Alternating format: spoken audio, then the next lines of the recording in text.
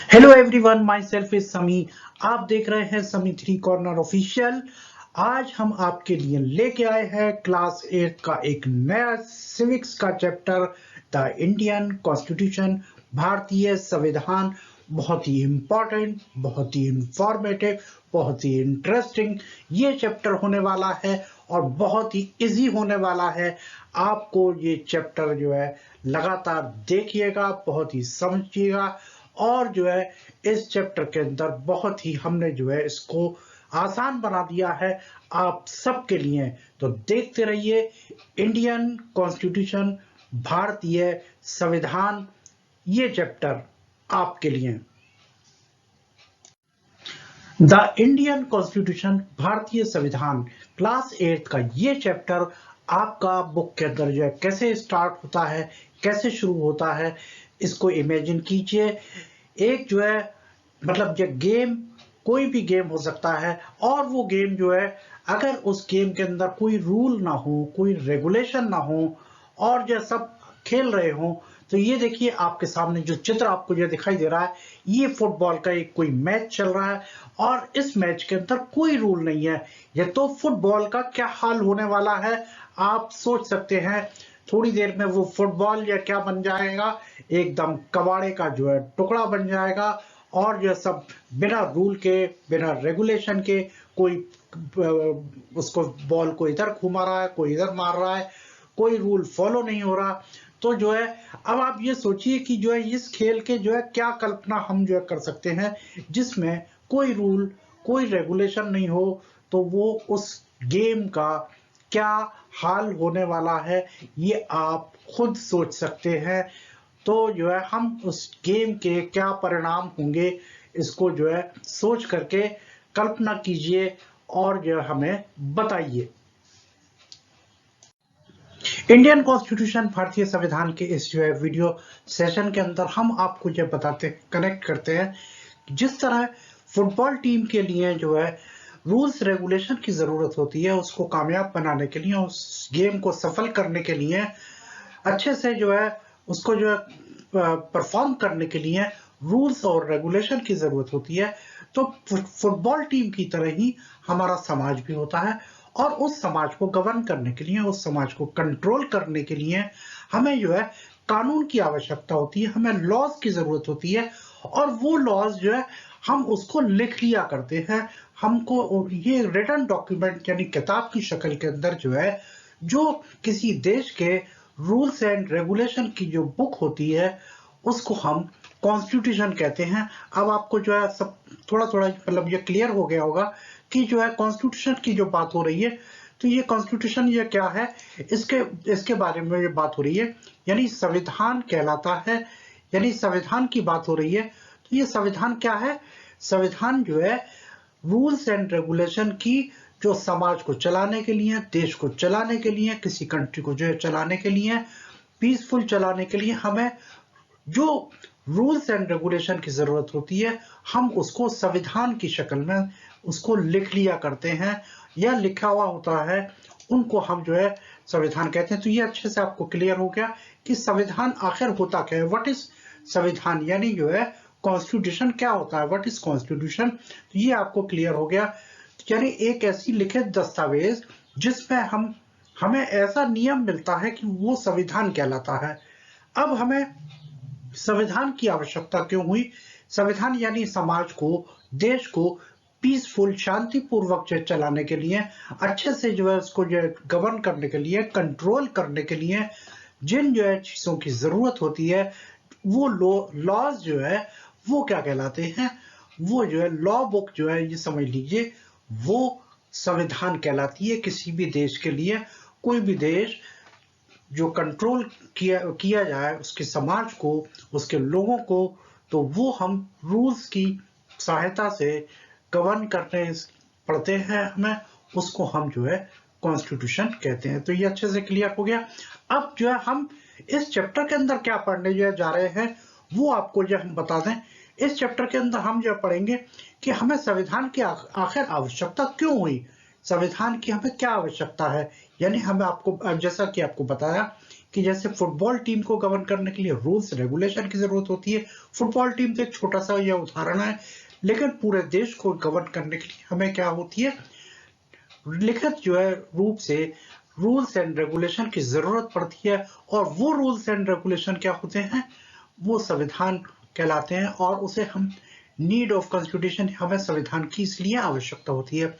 इसके बाद हम पढ़ेंगे जो है, हम बात ये चैप्टर के अंदर पढ़ने जा रहे हैं वो है इंडियन कॉन्स्टिट्यूशन, यानी भारतीय संविधान की बात हो रही है। तो भारतीय संविधान की प्रमुख विशेषताएं क्या हैं वो हम बताएंगे आपको जो है। फेडरलिज्म क्या है, संघवाद क्या है, वो आपको डिस्कस करने जाएंगे।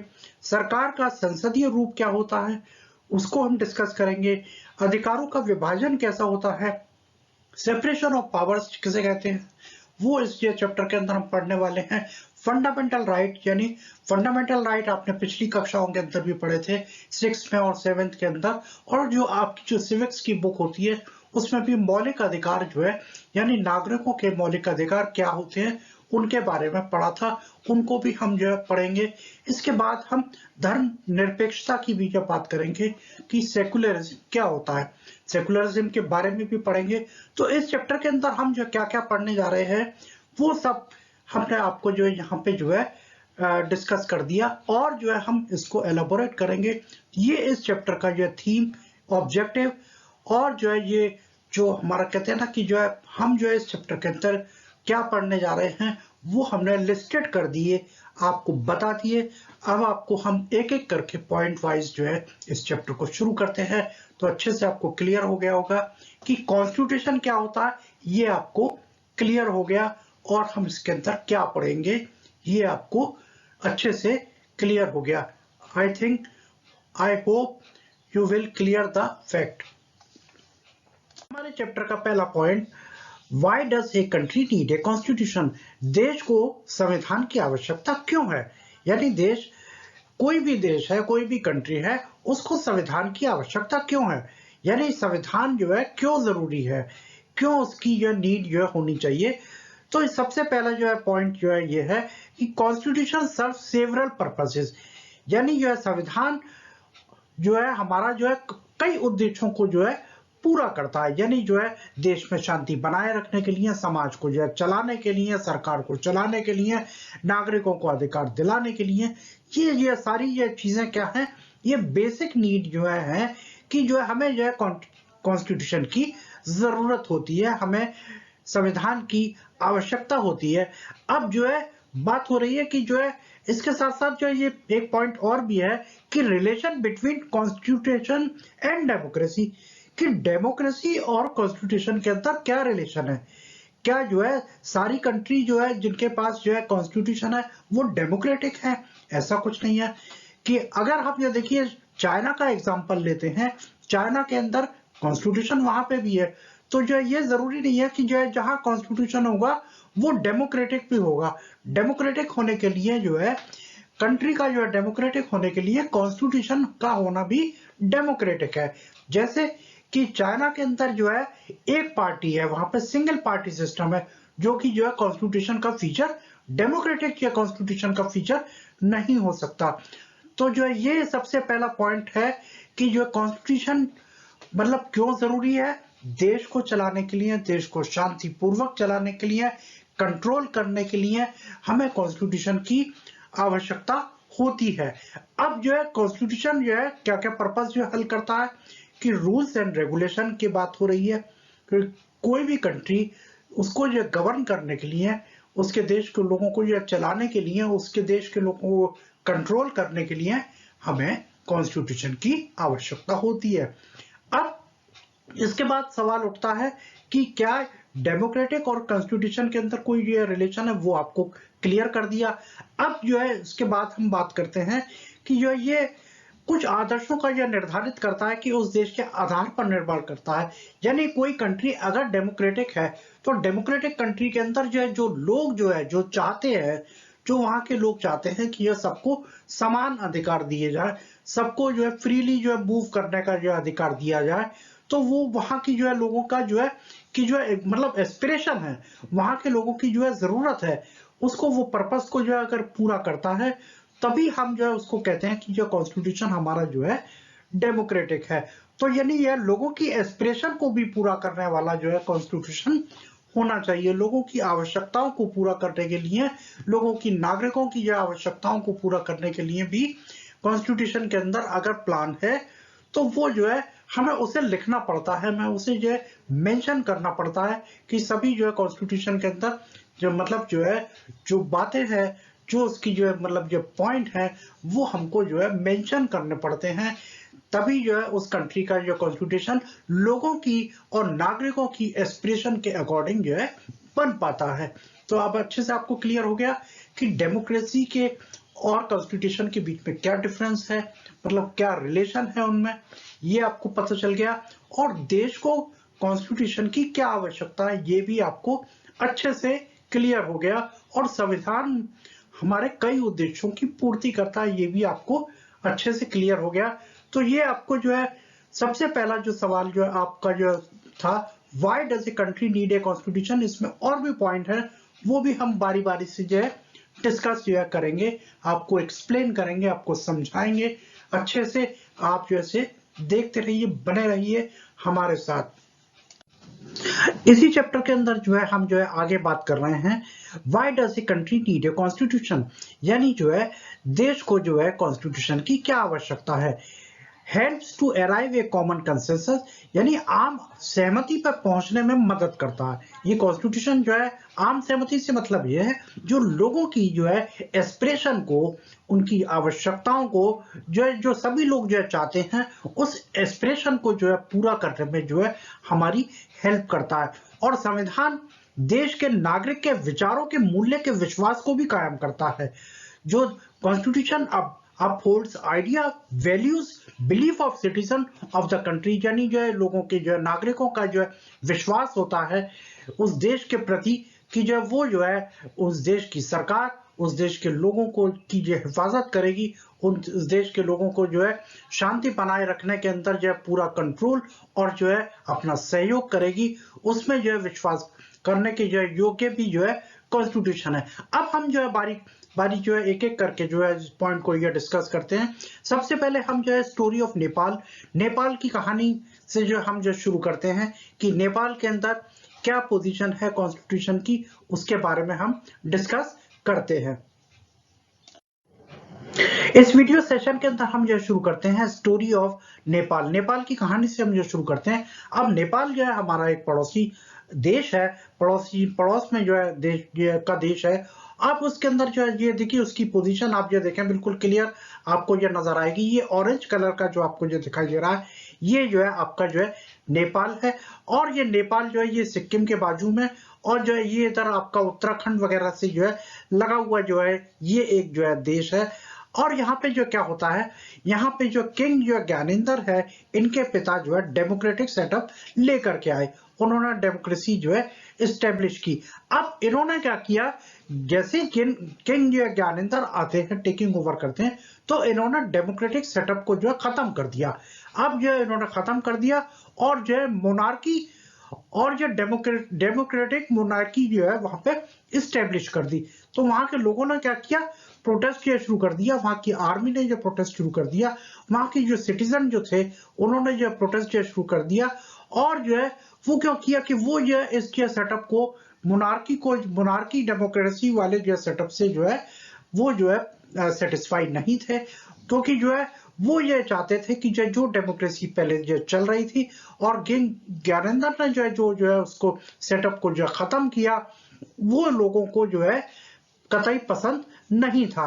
तो इसलिए इसका मतलब जो है अब जो हम पहले वाले पॉइंट पर ये कनेक्ट करते हैं कि यह लोगों की एस्पिरेशन, यानी वहां के लोग, वहां के नागरिक, वहां की जो आर्मी और वहां के मायोइस्ट जो लोग जो है वो नहीं चाहते थे कि जो है यहाँ पे जो है किंग का जो है शासन हो। और अंततः जो क्या हुआ कि जो है वो राजशाही जो है शासन 2008 तक जो है राजा ने लोगों को द्वारा सरकार को स्वीकार कर लिया और 2008 में राजशाही को ध्वस्त करने के लिए नेपाल एक लोकतंत्र बन गया। अब लोगों ने लोगों ने लोकतंत्र के लिए नया संविधान लिखा, यानी लोग जो है चाहते थे, लोगों की क्या थी, एस्पिरेशन थी, लोगों की जो है चाहत थी कि जो वहां पे जो है जिस तरह का सेटअप होना चाहिए, जैसे जो नागरिकों को जो सुख सुविधाएं या जो है जो उनके जो अधिकार है वो मिले, उसके लिए लोगों ने जो चाहा। तो कहते हैं ना, अभी हमने पिछले उसके अंदर पॉइंट आपको बताया था कि लोगों के एस्पिरेशन कंप्लीट होनी चाहिए, लोगों की एस्पिरेशन संविधान से पूरी होनी चाहिए। इसलिए वो संविधान हमको जो चाहिए होता है जो लोगों की एस्पिरेशन को पूरा करे। तो अच्छे से आपको क्लियर हो गया कि नेपाल की स्टोरी से हमने जो है क्या जो है सीखा कि लोग एस्पिरेशन को जो है किस तरह जो है मतलब अपने एस्पिरेशन को पूरा करवाना चाहते हैं। संविधान के अंदर ये निहित होना चाहिए, ये लिखित होना चाहिए, वो जो है और जो साथ में प्रैक्टिकली होना भी चाहिए कि संविधान आवश्यकताओं को, नागरिकों की आवश्यकताओं को पूरा करे। अच्छे से क्लियर हो गया आपको। इस वीडियो के अंदर हम आपको बता रहे जा रहे हैं कि नेपाल के अंदर प्रोटेस्ट क्यों हुआ, क्योंकि नेपाल के लोग वो एस्पायर नहीं करते थे, वो जो है नहीं चाहते थे कि जो है वहां पर राजा का जो शासन चले, वो ये नहीं चाहते थे कि जो है यहाँ पर राजशाही या शासन चले। लोग वहां के जो चाहते थे कि यहाँ पर डेमोक्रेटिक प्रिंसिपल के अकॉर्डिंग जो है कंट्री जो चले, और इसलिए उन्होंने जो विरोध करना शुरू किया। उन्होंने जो है जो नागरिकों ने जो वहां पे जो विरोध किया, क्योंकि नागरिक नहीं चाहते थे। अभी आपको बताया था पहले पॉइंट के अंदर कि यह नागरिकों की एस्पिरेशन, यानी वहां के रहने वाले लोगों की एस्पिरेशन के अकॉर्डिंग अगर जो है मतलब जो सिस्टम है गवर्नमेंट का, अगर वो नहीं चल रहा तो जो है लोग विरोध करेंगे, और विरोध किया, और विरोध का नतीजा क्या हुआ, राजा को एक्सेप्ट करना पड़ा। और 2008 में जो है अल्टीमेटली जो है ये विरोध जो शुरू हो गया था पहले से ही, और जो 2008 तक आते आते ये सारा का सारा जो विरोध जो है खत्म हुआ। और ये खत्म जो कैसे हुआ, क्योंकि राजा ने जो है एक्सेप्ट कर लिया कि जो है डेमोक्रेसी के अकॉर्डिंग जो है रूल चलेगा, डेमोक्रेसी के अकॉर्डिंग ये कंट्री चलेगा। तो नेपाल में जो है ये क्लियर हो गया कि नेपाल में विरोध क्यों हुआ, क्योंकि वो जो है डेमोक्रेटिक प्रिंसिपल के अकॉर्डिंग जो है वहां की जनता, वहां के लोग, रहने वाले लोग वो चाहते थे, और उन्होंने संविधान लिखा। अब संविधान कैसा लिखा, संविधान भी ऐसा ही लिखा कि ताकि उसके अंदर जो सारे के सारे डेमोक्रेटिक जो प्रिंसिपल जो है मौजूद थे। तो यानी वो एक ऐसा संविधान चाहते थे जो देश के आदर्शों को प्रतिबिंब कर दे, और वो नेपाल जो और जो वही जो है नेपाल चाहता था। तो नेपाल में क्या था, पहले राजशाही से लोकतंत्र बना, और लोकतंत्र से फिर वो राजशाही बना, और इसके बाद जो लोगों ने उसका विरोध किया और उसकी प्रणाली को जो बदला, और फिर अल्टीमेटली 2008 के अंदर नेपाल के अंदर जो है डेमोक्रेटिक प्रिंसिपल के अकॉर्डिंग जो है शासन प्रणाली शुरू हुई। तो ये अच्छे से समझ में आ गया कि लोगों के एस्पिरेशन के अकॉर्डिंग जो है शासन प्रणाली चलने के लिए संविधान के अंदर वो सारी चीजें ये रिफ्लेक्ट होनी जरूरी है जो एक डेमोक्रेटिक कंट्री के लिए होती है, और डेमोक्रेटिक कंट्री में जो है होती है लोगों के अकॉर्डिंग ही होनी चाहिए। Is it clear now? अब हम बात करते हैं कि constitution is to define the nature of country's political system, यानी किसी देश का संविधान की जो क्या आवश्यकता होती है, उसका अगला पॉइंट। पहला पॉइंट आपको क्लियर हो गया कि लोगों की एस्पिरेशन के अकॉर्डिंग। इसके बाद अगला पॉइंट है कि जो है वो कॉन्स्टिट्यूशन जो है क्या रिफ्लेक्ट करता है, वो देश की पॉलिटिकल सिस्टम को जो है डिफाइन करता है कि संविधान जो है वहां पे जो है किस तरह का है, लोकतांत्रिक संविधान है, तानाशाही संविधान है, या राजशाही संविधान है। इस बात को जो है वो डिस्क्राइब करता है, इस बात को वो डिफाइन करता है, इसको एक्सप्लेन करता है।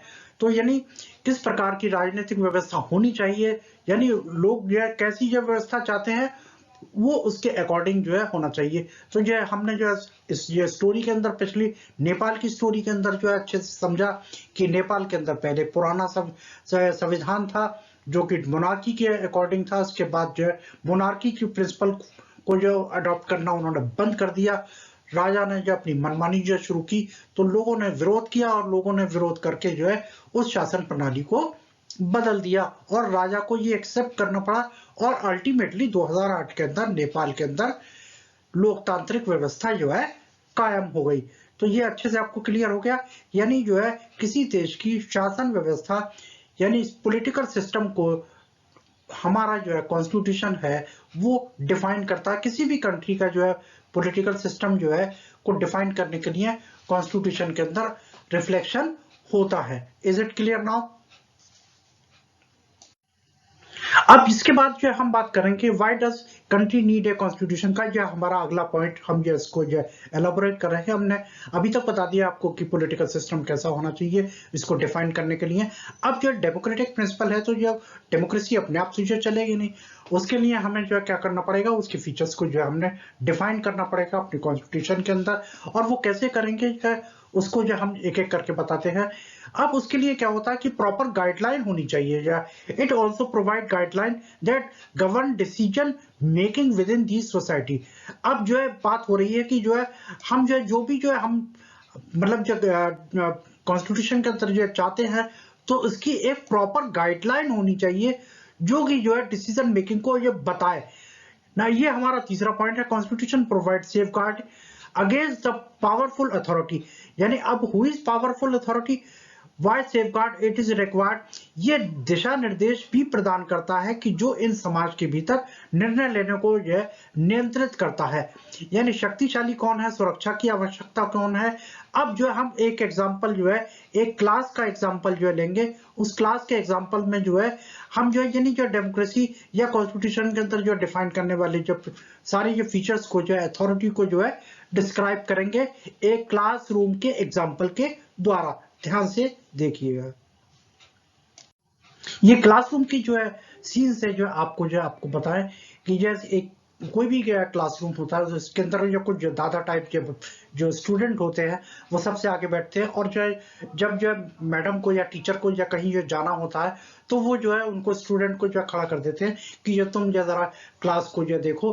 तो उसी जो है क्लास के अंदर जो ये स्टोरी आपके ये बुक के अंदर भी ये दी हुई है, आप जो देखेंगे तो पढ़ेंगे तो वहां पे जो सुरेश नाम का जो एक स्टूडेंट जो था वो ये दादा टाइप स्टूडेंट था।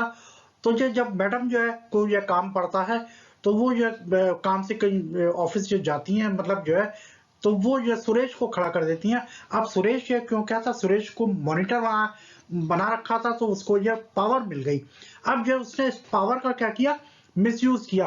उसने कहा मतलब जो है जब जो है वो मैडम जो है चली गई तो वो उस अनिल को उसने परेशान करना जो शुरू कर दिया। अनिल जो है एक क्या था, सीधा साधा बच्चा था। उसने कहा कि आज जब मैं तुम्हें जो है तुम्हारे ऊपर झूठा इल्जाम लगाने वाला हूं और देखना आज तुम्हारी जो है मैडम से जो है मैं जो सजा जो है दिलवाऊंगा। अब जब जो है मैडम राव जो है वापस आती है तो वो कहता है कि ये मैडम जी देखिए ये अनिल जो है ना आपके ये जाने के बाद मेरी बात नहीं मान रहा था और शोर मचा रहा था, बहुत तेज आवाज में ये बात कर रहा था। मैडम ने जो है अनिल को जो है डांटा और कहा कि तुम जो 100 बार ये लिख करके दिखाओ कि तुम आइंदा परेशान नहीं करोगे और जो है ये गलती नहीं करोगे। तो इसमें क्या हुआ कि जो है अनिल जो एक सीधा साधा बच्चा था यानी जो जनता जो है समझ लीजिए ये जनता का जो हिस्सा था। और जो है दूसरी तरफ वो दादा टाइप जो है जो मॉनिटर जो है उसको भी है पावर मिल गई यानी पावरफुल हो गया। अब उस पावरफुल आदमी से जो है यानी उससे बचने के लिए यानी कोई भी नेता भी हो सकता है, एमएलए हो सकता है, एमपी हो सकता है। तो वो क्या होता है कि आप लोगों ने ये उसको जब मतलब ये वो चुना हुआ सेलेक्ट किया हुआ तो उनके पास पावर है तो उस पावर का वो मिसयूज या ना करें, उनसे सेफगार्ड करने के लिए जो है ये सिचुएशन को जो है आपको जो बताया गया।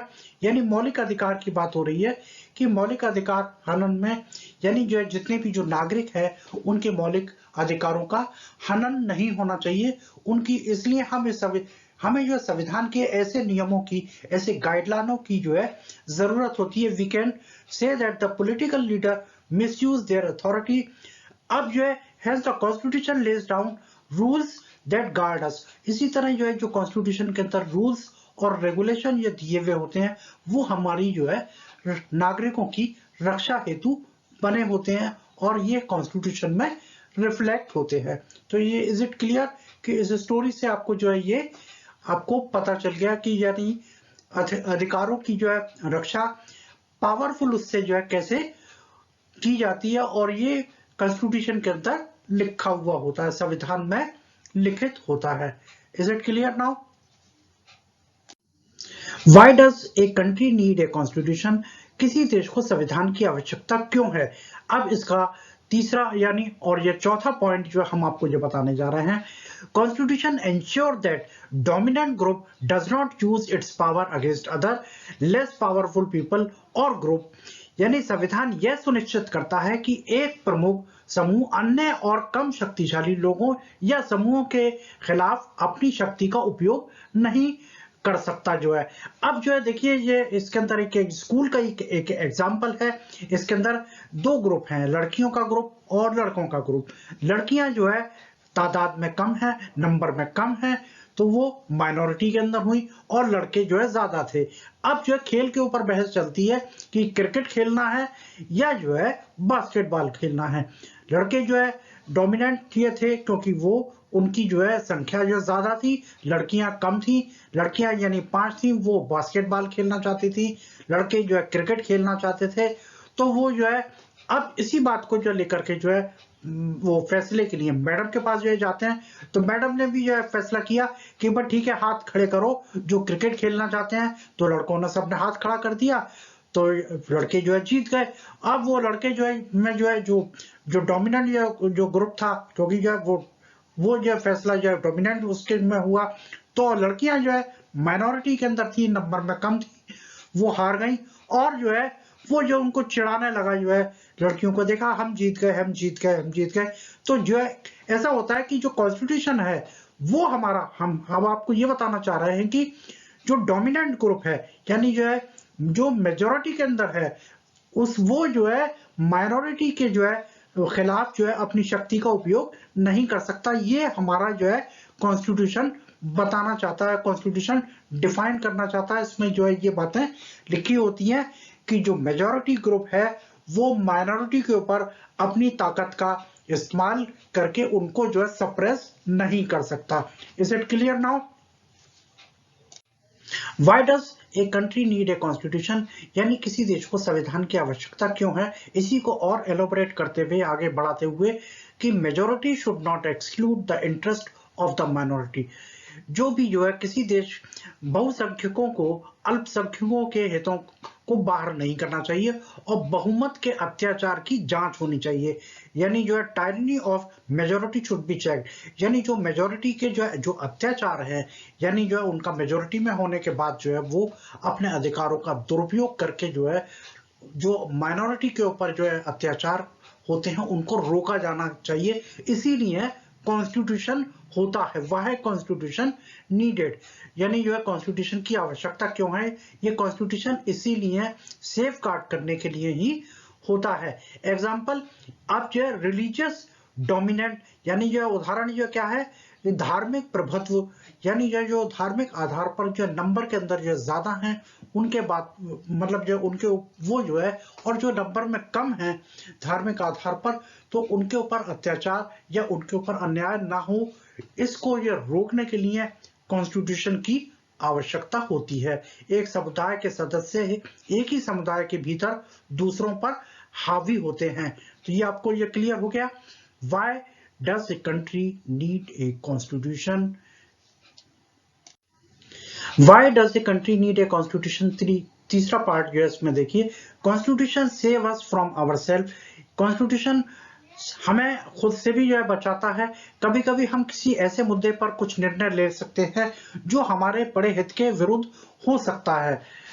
जैसे कोई तानाशाही दलीय राजनीति से हताशा की कामना कर सकता है, लेकिन लंबे समय में वो हमारे फैसले के खिलाफ हो सकता है। इसके बारे में भी जो है हमारे को जो है जो सेफ गाइडलाइन है वो जो है इसके अंदर ये दी हुई हैं, उनको भी जो है हमारा जो है जो संविधान है वो रक्षा करता है। Y does a country need a constitution? इसका आखिरी पॉइंट हम आपको बताने जा रहे हैं कि ये छोटी सी स्टोरी है कि हमारा जो कॉन्स्टिट्यूशन हमें खुद से कैसे बचाता है। ये जो स्टोरी जो आपके बुक के अंदर भी है, शबनम नाम की लड़की, उसका एक फेवरेट जो है टीवी या सीरियल जो है आ रहा है और उसका कल जो है एग्जाम भी है, टेस्ट भी है और उसके 2 चैप्टर जो रह गए हैं। तो जो उसकी जो मदर फादर जो चिंतित हैं कि भाई तुम क्यों परेशान हो, तो ये वो टीवी बंद करने के लिए कहती है। अगर टीवी बंद कर देंगे तो मेरे को ये लालच नहीं होगा कि ये मेरा सीरियल आ रहा है और मैं देख नहीं पा रही और मेरा पेपर है। अब उसके बाद जो है टीवी बंद कर दिया जाता है, और जब जो है एग्जाम ये दे रही है तो ये फिर वो सोचती है कि अच्छा हुआ जो मैंने सीरियल जो है नहीं देखा और मैं तैयारी करने में कामयाब हो गई, मेरा टेस्ट अच्छा हो गया। तो यानी जो कॉन्स्टिट्यूशन हमें जो है क्या करता है, सेफ गार्ड करता है आवर सेल्फ से। कभी कभी जो है हम ये खुद ऐसे ये डिसीजन जो है लेने के लिए तैयार हो जाते हैं जो कि हमारे लिए नुकसानदेह होते हैं, जो हमारे लिए फायदेमंद नहीं होते। तो जो यानी कॉन्स्टिट्यूशन का जो आखिरी फीचर जो है, कॉन्स्टिट्यूशन सेव्स आवर सेल्फ, यानी जो अब हमने जो है सारे के सारे पॉइंट जो है इसके अंदर ये डिस्कस कर दिए कि हमारा जो कॉन्स्टिट्यूशन हमें क्यों जो है जरूरत है और हमारे लिए क्या क्या करता है। तो अच्छे से ये आपको ये समझ में आ गया कि जो है यानी जो एक एक पॉइंट आपको जो एक्सप्लेन कर दिया गया और बता दिया गया। इस स्टोरी को आप बिल्कुल पढ़ लीजिए, बहुत ही अच्छी स्टोरी है और आपको जब मैंने जो समराइज करके बता भी दी। इस चैप्टर का बहुत ही अहम पॉइंट द इंडियन कॉन्स्टिट्यूशन की फीचर, यानी जो है इंडियन कॉन्स्टिट्यूशन की जो की फीचर क्या क्या हैं उनको हम जो बारी बारी से जो है डिस्कस करेंगे, उनको हम एक्सप्लेन करेंगे। भारतीय राष्ट्रीय आंदोलन, स्वतंत्र भारत की कल्पना, जो यानी भारतीय राष्ट्रीय आंदोलन जब जो है हमारा देश आजाद होने वाला था और उससे पहले जो तैयारी चल रही थी, तो हमारा जो कॉन्स्टिट्यूशन जो है बनाया जा रहा था उस टाइम पे, और जो है हमने जो है स्वतंत्र भारत की जो कल्पना की थी उसको बारे में हम जो सोच रहे थे, तो उसके बारे में जो है हमने जो है और हमने जो है इस डेमोक्रेसी को जो पाने के लिए बहुत सारे संघर्ष किए, क्योंकि ब्रिटिशर के जो है मतलब हम जो अंडर जो है रूल थे। तो जो है लोकतंत्र, क्योंकि हमने औपनिवेशिक सरकार के सत्तावादी शासन के तहत बहुत कुछ जो है झेला था, बहुत कुछ जो है सहा था, तो हमने जो है अपना संविधान कैसा बनाया, हमने अपना संविधान ऐसा बनाया कि और जो है बिल्कुल जो है बेहतरीन जो है कि हम जो है स्वतंत्र भारत के अंदर जो है जी रहे हैं, हमने उस तरह का जो बनाया। लेकिन हमने इसे कैसे हासिल किया और निर्णय लेने में यह समान भागीदारी कैसे जो है अपनाई, इसको हम जो है बारी बारी से जो है आपको डिस्कस करेंगे। भारतीय संविधान की प्रमुख विशेषताएं, this was not by one person but by the group of around 300 people, ये एक व्यक्ति द्वारा नहीं बल्कि लगभग 300 लोगों के समूह द्वारा किया गया जो है मतलब प्रयास था कि जो है हमने अपना कॉन्स्टिट्यूशन को जब बनाया और उस जो है सभा को जो है 300 लोगों की जो सभा को जो है समूह को जो है हमने कॉन्स्टिट्यूएंट असेंबली यानी संविधान सभा का नाम दिया। तो अच्छे से आपको समझ में आ गया। अब हम बात करेंगे भारतीय संविधान की प्रमुख विशेषताओं के बारे में। Body of leader had a huge task of framing the constitution of the country, नेताओं के निकायों देश के संविधान को तैयार करने में एक बहुत बड़ा काम था जो है। While framing the constitution, they had many challenges in front of them. Example: diversity, partition, integration, princely state, etc. नेताओं के इसके बाद working over these challenges, constituent assembly के visionary document diversity plus national unity, concern for socio economic development, नेताओं के निकाय देश के संविधान को तैयार करने का एक बहुत बड़ा काम था। संविधान बनाते समय उनके सामने कई चुनौतियां थी, जैसे विविधता, विभाजन, रियासतों का एकीकरण आदि। इन चुनौतियों पर काम करते हुए संविधान सभा ने दिया दूरदर्शी दस्तावेज, यानी विविधता प्लस राष्ट्रीय एकता, सामाजिक आर्थिक विकास के लिए जो चिंता जो है उनके लिए बहुत अहम थी। तो ये हमारे जो है संविधान को जब फ्रेम किया जा रहा था उस टाइम की जो है जो विशेषताएं जो ध्यान में रखी गई कि हमारा संविधान कैसा होना चाहिए, किस प्रकार का होना चाहिए, इतने बड़े देश को जो चलाने के लिए किस तरह के संविधान की आवश्यकता है, ये सारा का सारा जो है कॉन्स्टिट्यूएंट असेंबली के 300 लोगों ने जो है कॉन्स्टिट्यूशन बनाने के टाइम पे जो है ध्यान में रखा। तो अच्छे से ये समझ में आ गया, एक एक करके हम जो है इनको और भी एलाबोरेट करेंगे। जो है हमारे संविधान की मुख्य विशेषताएं, फेडरलिज्म यानी संघवाद, नंबर 2 पार्लियामेंट फॉर्म ऑफ संसदीय रूप जो है हमारी जो पार्लियामेंट का, सेपरेशन ऑफ पावर शक्ति का विभाजन, फंडामेंटल राइट्स यानी मौलिक अधिकार नागरिकों के लिए, और सेकुलरिज्म यानी धर्म निरपेक्षता यानी सभी धर्मों का आदर सत्कार। ये जो है हमारे जो है भारतीय संविधान की विशेषताओं में से कुछ पॉइंट हैं। सबसे पहले देखिए, हम जब फेडरलिज्म की बात करेंगे, जो पहला पॉइंट है हमारा, existence of more than one level of government in the country. देश में एक से अधिक स्तर की सरकार का अस्तित्व होना, ये हमारा फेडरलिज्म का जो है मेन ये फीचर है।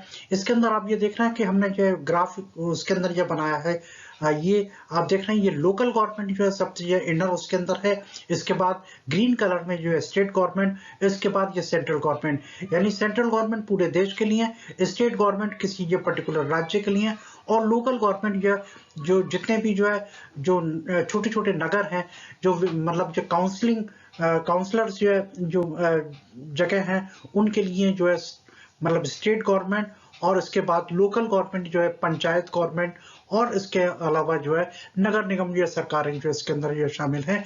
और जो ये फेडरलिज्म का जो है एक फीचर है कि जहाँ पे जो है एक से अधिक स्तर की जो सरकारों का जो अस्तित्व होता है, तो वो फेडरलिज्म के अंडर आते हैं। इज इट क्लियर कि फेडरलिज्म का पहला पॉइंट आपको क्लियर हो गया, फेडरलिज्म क्या होता है।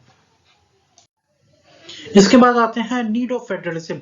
हमें फेडरलिज्म की यह आवश्यकता क्यों थी? संघवाद की आवश्यकता, समुदायों की विशाल संख्या थी, फिर एक व्यक्ति और सरकार का स्तर सभी समुदायों पर कैसे शासन कर सकता था, और सरकार का एक और स्तर होना महत्वपूर्ण है। इसलिए हमने जो है संघवाद जो शासन प्रणाली को जो है सेलेक्ट किया, चुना अपने संविधान के लिए। इसके बाद भारत में संघवाद को जो है समझाने के लिए देखिए, राज्यों को सत्ता का प्रयोग करने में स्वायत्तता प्राप्त है, लेकिन साथ ही वे केंद्र सरकार के कानूनों का भी पालन करते हैं।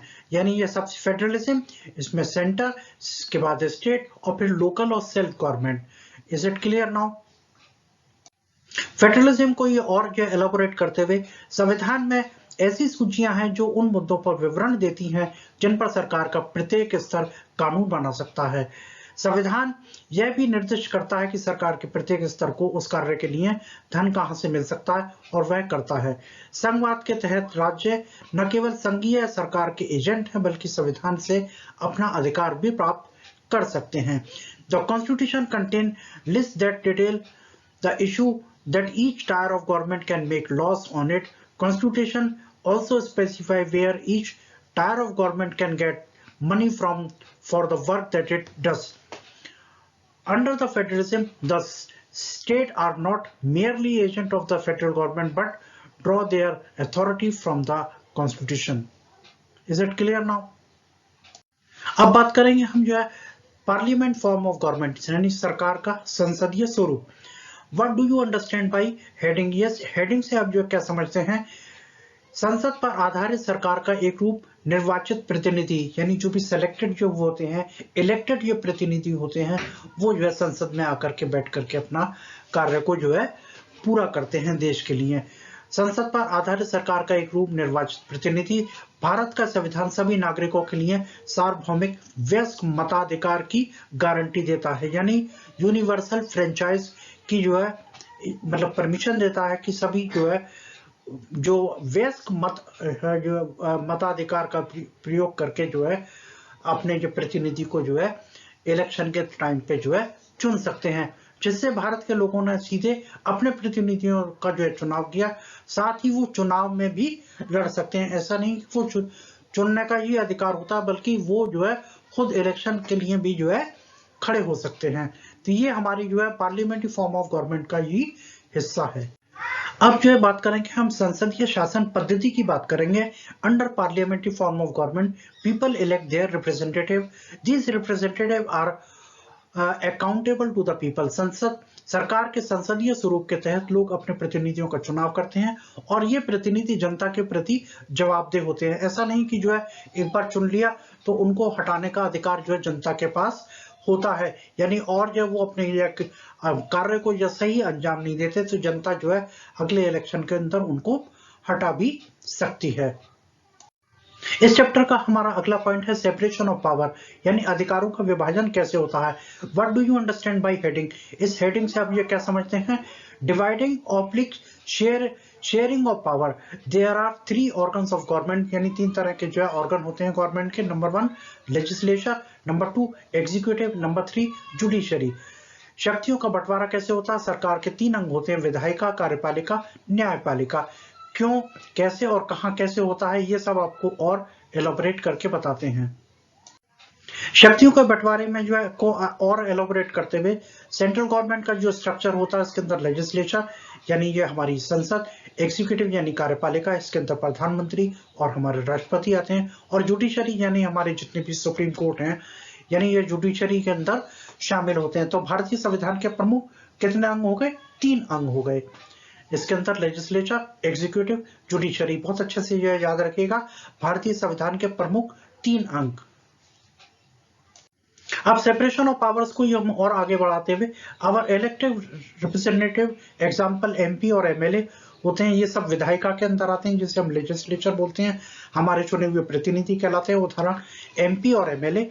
इसके बाद कार्यपालिका यानी group of people responsible for implementing laws, example police, PM etcetera. यानी जो है, जब हमने जो प्रतिनिधियों को ये चुन लिया, चुनने के बाद जो सरकार बन गई, और उसके बाद सरकार जो है मतलब जो प्रधानमंत्री और उसके जो जितने भी सहायक जो लोग होते हैं जिनकी मदद से जो है वो जितने भी जो कार्य होते हैं उनको अंजाम देते हैं, कानून को लागू करवाने के लिए जिम्मेदारी जो है लेते हैं, उनका जो है हम उदाहरण जो है एग्जीक्यूटिव के अंदर लेते हैं। इसके बाद जुडिशरी कहलाती है system of court in the country, example supreme court and high court. देश में न्यायालय की व्यवस्था, उदाहरण सर्वोच्च न्यायालय और उच्च न्यायालय, ये जो है सम्मिलित होते हैं। ये सेपरेशन ऑफ पावर्स का ही एक पार्ट है। सेपरेशन ऑफ पावर्स को और एलाबोरेट करते हुए, सरकार की किसी एक शाखा द्वारा शक्ति के दुरुपयोग को रोकने के लिए संविधान कहता है कि इनमें से प्रत्येक अंग को अलग अलग शक्तियों का प्रयोग करना चाहिए, और यह क्या है कि जांच भी होना चाहिए और संतुलन की प्रणाली भी विकसित करता है। अब यह in order to prevent misuse of power by any branch of government, the constitution says that each of these organs should exercise different power. अब जो है क्या होता है, बैलेंस ऑफ पावर की बात हो रही है, और पॉइंट टू लर्न ये याद रखने जो क्या है, the confusion between the state and the government, राज्य और राज्य सरकार के बीच में असमंज की जो स्थिति हो जाती है, जब कंफ्यूजन क्रिएट हो जाता है तो उसको कैसे दूर किया जाए उसके बारे में हम जो है और एलोबरेट करते हैं। इस चैप्टर का हमारा अगला पॉइंट फंडामेंटल राइट यानी मौलिक अधिकार कौन से होते हैं। मौलिक अधिकारों का जो जिक्र हम करें तो fundamental right are refer to as the conscious of the Indian constitution. Number 2, learning from the past experience of the colonial rule. Constitution maker foreign wanted to ensure a set of written right that would guard against the misuse of the state. Hence, the fundamental right protects citizen against the arbitrary and absolute exercise of power by the state as well as against other individual. Fundamental right guarantee the rights of the minority against the majority। जैसा कि आपको पहले भी जो है बताया, मौलिक अधिकारों को भारतीय संविधान के तहत जो है विवेक के रूप में संदर्भित किया गया है। औपनिवेशिक शासन के प्रति पिछले अनुभवों से जो हमने सीखा, संविधान निर्माता सुनिश्चित करना चाहते थे लिखित अधिकारों का एक सेट जिसके खिलाफ सुरक्षा करेगा राज्यों का दुरुपयोग। इसलिए मौलिक अधिकार नागरिकों को राज्यों के साथ साथ व्यक्तियों के खिलाफ सत्ता के मन में विपूर्ण प्रयोग से भी बचाते हैं। मूल अधिकारों के अधिकार बहुसंख्यकों के खिलाफ अल्पसंख्यकों के अधिकारों की भी गारंटी देते हैं। जैसे कि आपको हमने क्लासरूम के एग्जाम्पल से जो है आपको समझाया था कि मौलिक अधिकार को जो कैसे जो है मतलब इनको रोका जा सकता है, जो है शक्ति के दुरुपयोग को कैसे रोका जाए, ये हमारा जो है मौलिक अधिकारों में ही आता है।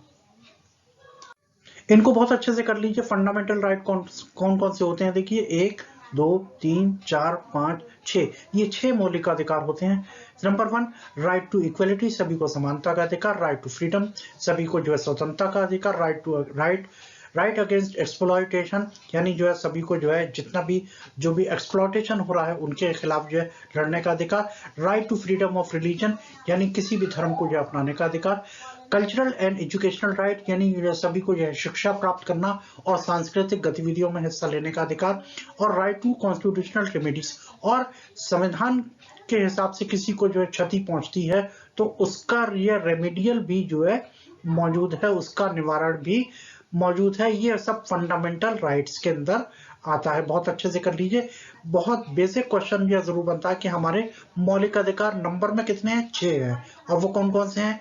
इन 6 में से जो है आपको ये 6 जो है आपको बताने होंगे। ये इनको अच्छे से या 3-4 बार अगर आप पढ़ेंगे तो आपको अच्छे से याद हो जाएंगे। ये मौलिक अधिकार हिंदी वर्जन आपको यह दिया हुआ: समानता का अधिकार, स्वतंत्रता का अधिकार, शोषण के खिलाफ अधिकार, धर्म के स्वतंत्रता का अधिकार, सांस्कृतिक और शैक्षणिक अधिकार, संवैधानिक उपचार का अधिकार। ये अच्छे से बिल्कुल नोट कर लीजिए, ध्यान दिए से जो है लिख लीजिए। आपको जो है परीक्षा के अंदर बहुत काम आने वाले ये हैं। मौलिक अधिकारों को और जो एलोबरेट करते हुए डॉक्टर अम्बेडकर ने इन मौलिक अधिकारों के बारे में कहा, इनका उद्देश्य दोगुना है। पहला उद्देश्य यह है कि प्रत्येक नागरिक को उन अधिकारों का दावा करने की स्थिति में होना चाहिए। दूसरी बात यह कि अधिकार हर उस प्राधिकरण के लिए बाध्यकारी होना चाहिए जिसके पास कानून बनाने की शक्ति है। अब मौलिक अधिकार संविधान कहते हैं कि राज्य के नीति निर्देशक तत्वों के अंतर्गत भी आते हैं। इस खंड को संविधान सभा के सदस्यों द्वारा अधिक से अधिक सामाजिक और आर्थिक सुधारों को सुनिश्चित करने के लिए स्वतंत्र भारतीय राज्य को कानून और नीतियों को स्थापित करने के लिए एक मार्गदर्शक के रूप में कार्य करने के लिए डिजाइन किया गया था, जो जनता की गरीबी को कम करने में भी मदद करते हैं। तो ये सारा क्या है? फंडामेंटल अधिकारों के बारे में एलोबरेशन दिया हुआ है। इसमें डॉक्टर अम्बेडकर ने क्या कहा? Doctor Ambedkar has said about these fundamental rights, their object is twofold. The first objective is that every citizen must be in position to claim those rights, and secondly, these rights must be binding upon every authority that has got the powers to make laws. In addition to fundamental right, the Constitution directive principle of the state policy. Number 3, the section was designed by the members of the Constituent Assembly to ensure greater social and economic reform and to serve as a guide to the independent Indian state to institution laws and policy that helps to reduce the poverty of the masses। बहुत ही अच्छे से clear हो गया होगा आपको कि मौलिक अधिकारों को कैसे और हमने एलोबरेट किया। पहले 6 मौलिक अधिकार बताए और 6 मौलिक अधिकारों की जो है पूरी आपको जो है स्टोरी आपको बता दी कैसे डिजाइन किए गए। फाइनली हम अपने जो इस चैप्टर की जो लास्ट पॉइंट पे पहुंचते हैं जिसका नाम है धर्मनिरपेक्षता यानी सेकुलरिज्म। अब ये सेकुलरिज्म क्या होती है? What is secular state? Meaning of secular state यानी धर्मनिरपेक्षता का क्या मतलब है? यानी जो है देश में रहने वाले जो सभी धर्मों के लोगों का आदर और उनको स्वतंत्रता प्राप्त होनी चाहिए कि वो अपने धर्मों के हिसाब से अपने धर्मों के अकॉर्डिंग जो है उनको अपना सके और उनको जो है जितनी भी जो धार्मिक कार्य गतिविधियां हैं एक्टिविटीज करने का जो है अधिकार पूरी तरह से जो है हमारा कॉन्स्टिट्यूशन जो है प्रोवाइड करता है। यानी जो है ऐसा नहीं कि किसी धर्म के जो लोगों को जो है मतलब सप्रेस किया जाए और किसी को जो है अप्रेस किया जाए। इस तरह जो है ये हम धर्मनिरपेक्षता का मतलब सभी धर्मों का आदर से मतलब है। धार्मिक मामलों से जो ये जुड़े। एक धर्मनिरपेक्ष राज्य वह है जिसमें राज्य आधिकारिक तौर पर किसी एक धर्म को राज्य धर्म के रूप में बढ़ावा नहीं देता, किसी भी धर्म को अतिरिक्त लाभ नहीं दिया जाता और ना ही किसी धर्म की उपेक्षा की जाती। ये जो है इस चैप्टर का जो है क्या था? कंक्लूजन था। हमारा जो चैप्टर जो है तकरीबन जो है फिनिश हो रहा है। इसे बहुत अच्छे से कर लीजिए। ये अक्सर पेपर के अंदर आने वाली जो है सवालों में होता है कि ये व्हाट इज धर्मनिरपेक्षता यानी सेकुलरिज्म क्या है।